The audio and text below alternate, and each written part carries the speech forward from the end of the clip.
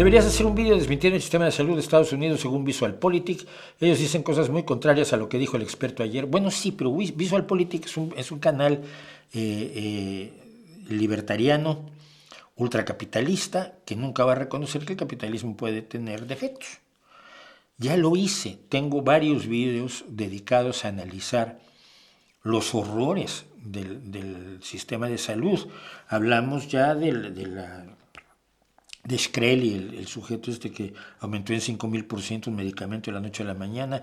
Hablamos de los creadores de los opioides, la familia era Purdue Pharma, no me acuerdo cómo se llama la familia, que ahora no se les ha permitido que se escaqueen y probablemente sí van a tener que dar cuenta de sus barbaridades, del problema de la diabetes, el problema de la insulina, de lo que te cuesta romperte una pierna en Estados Unidos.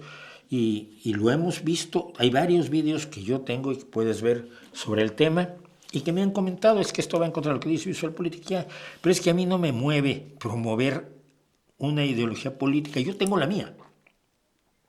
Pero en el caso de la salud lo que me mueve es que la gente tenga salud, por lo que le decía yo a José Ramón, la salud es lo primero. Puedes vivir sin un montón de cosas, pero sin salud no, porque la falta de salud te lleva directo a la muerte antes o después. Mientras más puedas posponer la muerte y más puedas tener una vida de calidad, eso solo se consigue mediante un sistema de salud que te atienda debidamente.